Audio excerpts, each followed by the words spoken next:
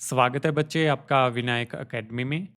आज की वीडियो में हम चर्चा करेंगे भारतीय संविधान से संबंधित पार्ट सेकंड यानी कि नागरिकता के एमसीक्यू के बारे में। इससे पहले हमने कई एमसीक्यू सेशंस लगाए हैं। आप चाहें तो डिस्क्रिप्शन में प्लेलिस्ट का लिंक दिया गया है, वहाँ से जाकर आप सारे सेशन अटेंड कर सकते हैं। तो चलिए शुरुआत करते हैं आज की क्लास की। हमारा पहला एमसीक्यू, अनुच्छेद 5 से 11 किससे संबंधित है? मौलिक अधिकार, नागरिकता, डीपीएसपी या आपातकाल?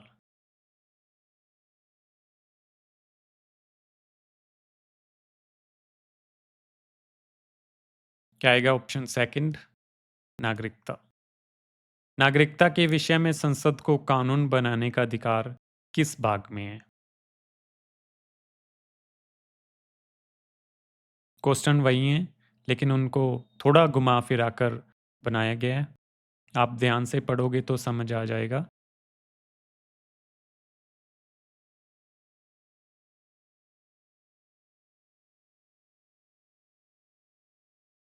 क्या आएगा ऑप्शन सेकंड, भाग सेकंड। नागरिकता किस पार्ट में है? सेकंड में, तो उसकी ही बात हुई है इस क्वेश्चन में। संविधान लागू होने के समय नागरिकता का प्रावधान अस्थायी था क्योंकि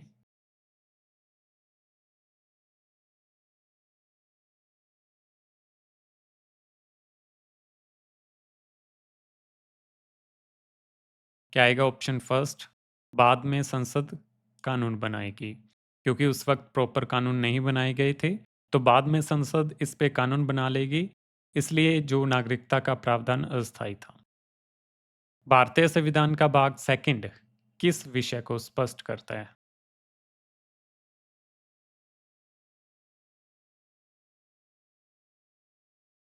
ये क्वेश्चन रिपीट हो गया। क्या आएगा ऑप्शन सेकंड, नागरिकता।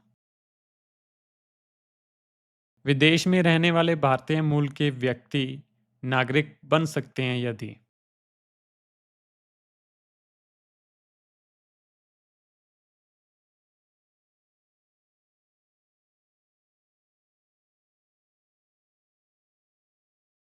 क्या आएगा ऑप्शन फर्स्ट, वे भारतीय दूतावास में पंजीकरण करवाएंगे अगर, तो वो क्या है, भारत के नागरिक बन सकते हैं।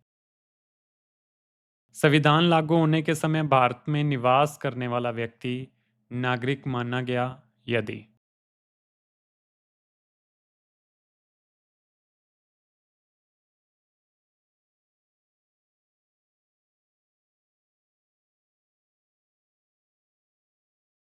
क्या आएगा ऑप्शन फोर, उपरोक्त सभी। वो भारत में पैदा हुआ हो, उसके माता पिता भारत में जन्मे हों, और वो भारत में सामान्य रूप से रहता हो कम से कम 5 वर्ष पहले से, तो वो भारत का नागरिक बन सकता है। ये तीनों ऑप्शन सही हैं, तो क्या आएगा ऑप्शन फोर, उपरोक्त सभी। भारत में एकल नागरिकता की व्यवस्था किससे प्रेरित है? भारत में जो है एकल नागरिकता है, तो प्रेरित किससे है ये?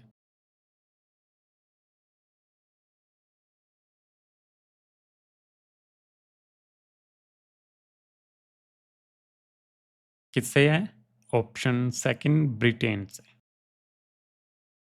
भारत में नागरिकता की व्यवस्था कैसी है? ऊपर ही हमने क्वेश्चन में डिस्कस किया है।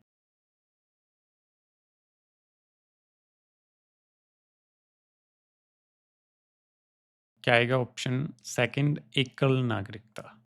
हमारी दोहरी नागरिकता नहीं है, हम भारत के ही नागरिक होते हैं। हम ऐसा नहीं कहते कि हम पहले आंध्र प्रदेश के नागरिक हैं, उसके बाद भारत के हैं, हम पहले गुजरात के हैं, फिर भारत के हैं। ऐसा नहीं है। हम सिर्फ अपने आप को भारतीय ही कहते हैं क्योंकि हम भारत के नागरिक हैं। लेकिन यूएसए में ऐसा नहीं होता है। पहले वो स्टेट की नागरिकता बताता है, उसके बाद वो देश की बताता है। उसके पास स्टेट की भी नागरिकता होती है, लेकिन भारत में सिर्फ भारत की ही होती है। भारतीय संविधान में नागरिकता का प्रावधान किस देश के संविधान से प्रेरित माना जाता है? क्वेश्चन वही है, लेकिन इसको थोड़ा घुमा के लिखा गया है।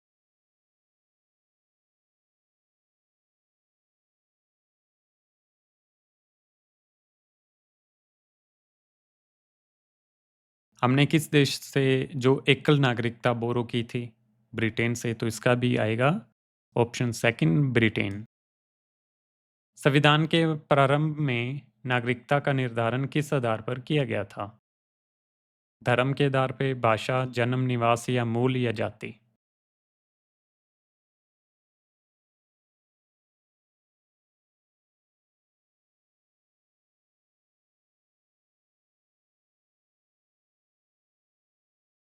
क्या आएगा ऑप्शन थर्ड, जन्म, निवास और मूल पे। भारतीय नागरिकता अधिनियम 1955 के अनुसार नागरिकता समाप्ति के तरीके हैं।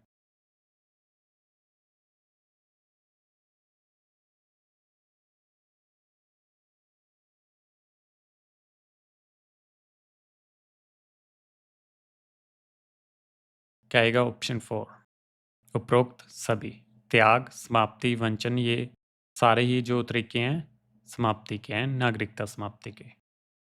भारत में नागरिकता समाप्त होने के कितने तरीके हैं? दो, तीन, चार या पांच?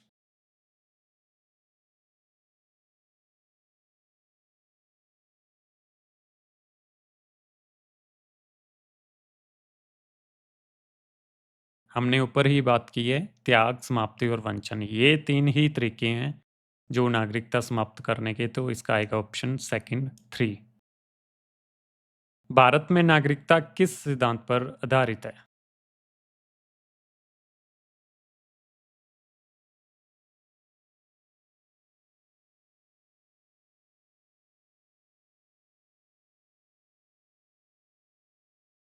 जन्म सिद्धांत और वंश सिद्धांत, ये दोनों ही सही है, तो क्या आएगा ऑप्शन थर्ड, दोनों। नागरिकता से संबंधित विवादों का अंतिम निर्णय कौन करता है? लास्ट डिसीजन कौन करता है?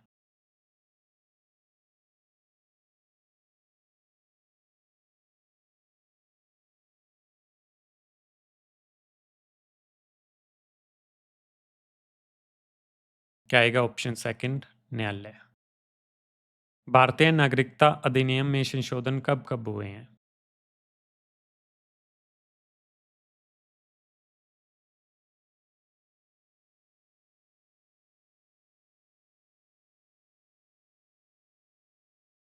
नाइनटीन एटी सिक्स में भी हुआ था, 2003 और 5 में भी हुआ था, इसके अलावा और भी ईयर्स हैं, लेकिन इसका आंसर आएगा ऑप्शन फोर, उपरोक्त सभी।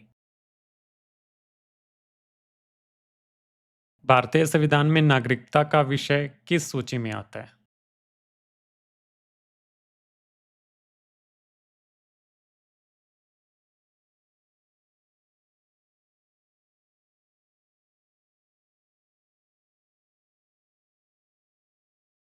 किस में आता है? संघ सूची में।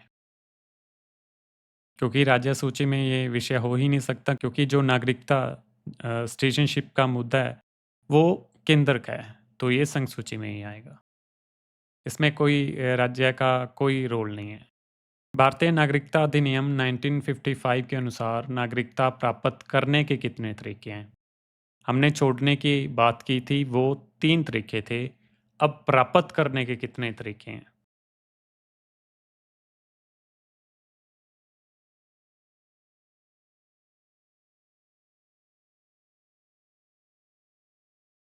क्या आएगा ऑप्शन थर्ड, फाइव। पांच तरीके हैं नागरिकता हासिल करने के, और छोड़ने के कितने हैं? तीन। वो हमने तीनों पर बात की थी। अब ये पांच कौन कौन से हैं? जन्म, वंश, पंजीकरण और प्राकृतिकरण और क्षेत्र का विलय। ये पांच तरीके हैं जिससे हम नागरिकता प्राप्त कर सकते हैं। 19 जुलाई 1948 के बाद पाकिस्तान से भारत आने वालों के लिए क्या आवश्यक था?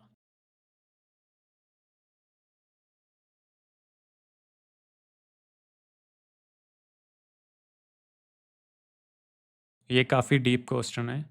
अगर आप नागरिकता के बारे में इन डेप्थ पढ़ोगे तो ये वाली डेट वहाँ आएगी। तो ये काफ़ी डीप क्वेश्चन है।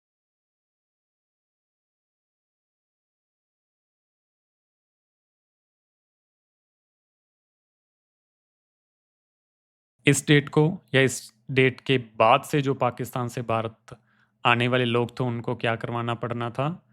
ऑप्शन सेकंड उनको पंजीकरण करना पड़ना था, फिर उनको नागरिकता मिलती। जो इससे पहले थे, उनको पंजीकरण की ज़रूरत नहीं थी, लेकिन इस डेट और इस डेट के बाद के लोग जो भारत आए, उनको पंजीकरण करवाना पड़ना था, फिर उनको नागरिकता मिल सकती थी। तो ये ऐसे कुछ रूल थे। यदि कोई व्यक्ति भारत में जन्मे और संविधान लागू होने के समय भारत में रह रहा है, तो वह किस अनुच्छेद के तहत नागरिक माना जाएगा?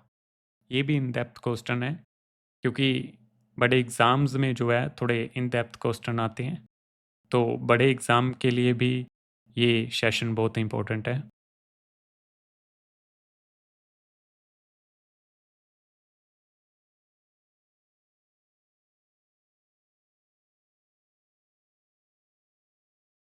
इस चीज़ की जो बात हुई है ना, व्यक्ति भारत में जन्मा हो, संविधान लागू होने के समय भारत में रह रहा हो, तो वो अनुच्छेद था ऑप्शन फर्स्ट, अनुच्छेद 5 में इस चीज़ की बात हुई है। तो अगर आप सारे आर्टिकल 5 से 11 डिटेल से पढ़ोगे तो आपको अच्छे से पता चल जाएगा कि ये वाली बात अनुच्छेद 5 में हुई है। अनुच्छेद 5 में नागरिकता किस आधार पर दी गई थी? जन्म, निवास, वंश या उपरोक्त सभी?